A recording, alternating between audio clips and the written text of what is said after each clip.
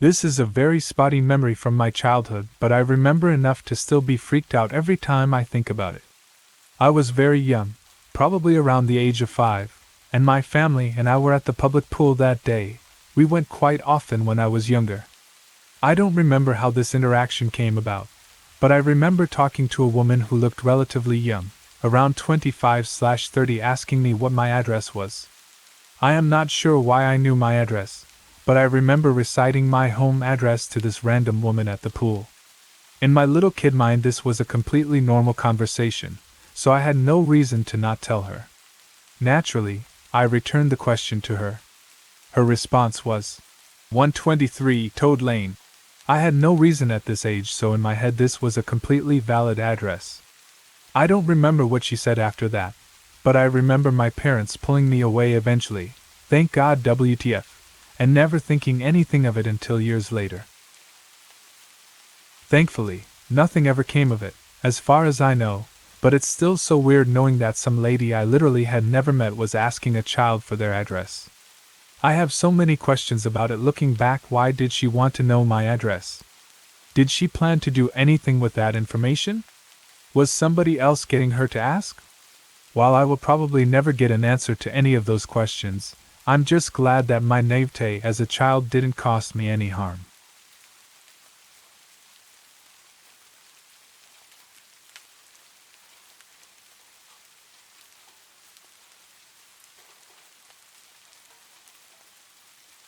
Usually get over creepy encounters fairly quickly, but this one was quite different from the rest. I go by the rule: be nice to everyone because you never know who could be a secret serial killer, and that has worked out well for me the majority of the time.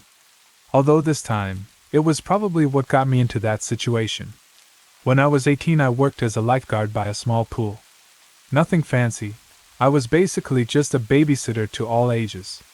When adults got bored looking after their kids, they sometimes sought me out, for some reason, to have a free therapy session.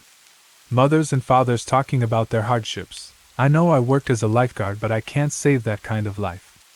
One day a 50-year-old man with his 2 kids came to the pool. As many other people did, he went up to me and we started talking. It started with some small talk, like how he didn't let his children eat ketchup because it has the properties to remove even rust from metals. But as the hours went by, he started talking badly about one of his kids. How she was overweight, had anger issues, and was worried about boys when no one would ever look at her. I'm not gonna lie, the last statement made me go quiet, and I tried to somewhat reason with him to not speak like that about his daughter. He seemed to listen to what I had to say, so I was happy that I could possibly help his kid in some way. Having a parent like that would have given anyone a hard time. The next day he came back, extremely happy, telling me that I was so good with kids, because my talk had apparently helped him. He then began the day by trash-talking his ex-wife to oblivion. Like how she had the most custody over their kids and that the kids only ate fast food at her house.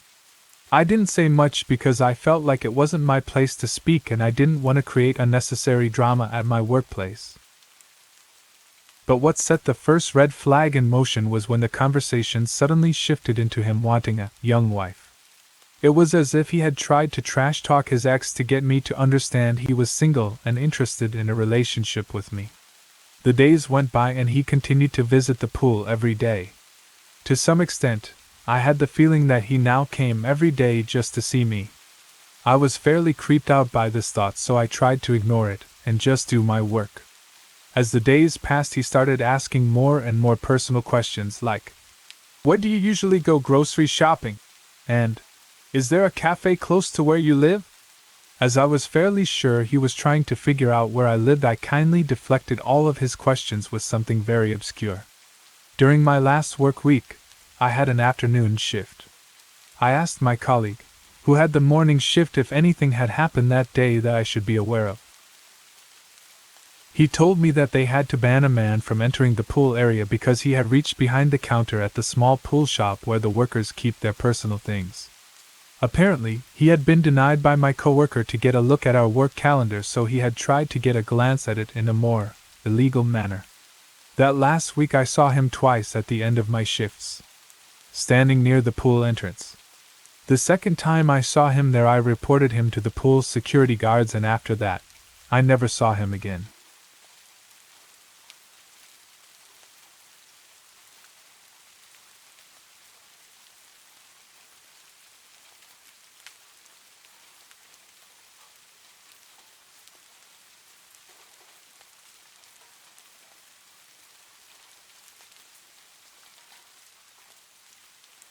I think I was around 10 years old when me and my buddies decided to go out and have a good time. Back in those days, kids all around used to make these poor man's airsoft weapons out of plastic tubes and rubber gloves and use dry peas as ammo. So anyways, we went out and had a blast shooting at each other, and at some point me and my teammate realized that few of our buddies have been gone quite a long time, but we had a general idea where they went, so we started to head towards them. As soon as we arrived to general area where we thought they would be, our buddies run fast AF yelling, "Run, you guys! There's this crazy old guy coming with a van coming!"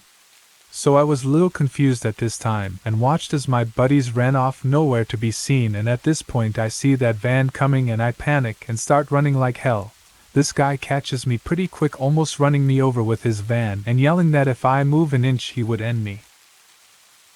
He gets a hold of me and starts dragging me to back of his van as I scream for help. When I'm almost inside of this guy's van, this guy, maybe in his 20s, a long guy with heavy metal outfit, yells to this bastard, "Leave the kid alone or I will KL you where you stand." This guy turns around and at the same time this 20 or so guy drops him with a single punch and keeps on beating him while telling me to run to my parents.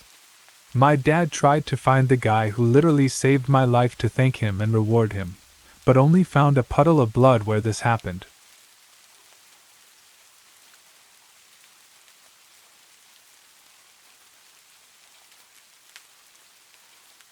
We moved to this new house at the end of 2019, right before lockdown, and multiple things happened. One night around 7 p.m., my mom and I were going home from school. It's a 20-minute ride. And my mom has this weird habit of always checking who is behind us, and that night she noticed that this car had been here for a few minutes already. To be sure that we weren't paranoid, we slowed down and made 2 rounds in a roundabout, but they ended up cutting us up full speed on the small road going to our house, which wasn't a really busy road usually, but we assumed that we were at the wrong place at the wrong time. Fast forward to lockdown. At first, everything was going well, and we collectively decided to forget about it.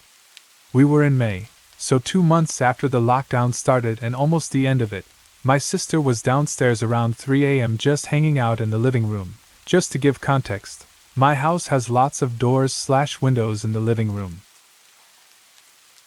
She noticed one of the doors slightly opening and assumed that someone forgot to close it and that the wind was blowing, but when she tried to push it to lock it, she felt like someone was putting their weight on it to open, so she screamed as loud as she could and ran upstairs to my parents.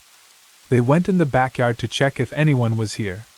We didn't see anyone, so we just let it be a one-time thing, but my mom wasn't reassured, so she started to stay during the night in the living room if anything happened.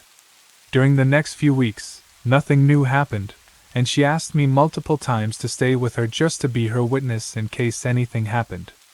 Around 1 a.m., we were lying on the couch, but the lights were off because I had a headache and my mom was just scrolling through her phone. We saw a blinding light direct to our living room, which spooked me so much that I was completely paralyzed. My parents went into the backyard, and still nothing. After that, we saw multiple lights and noises, and on the surveillance camera, there were weird people at our gate staring directly into our house. But as it's not illegal, we couldn't do anything. This continued for a few months, driving my family insane. In 2021, while we were cleaning the backyard for summer, we saw a big hole in the bushes large enough to allow someone to go through. We didn't know what to do, but we had confirmation that someone was coming onto our property. Almost nothing happened after that, which made us believe that they knew we were onto them, but we still don't have a clue about who it was, why they were doing that, or even if they wanted to do something bad.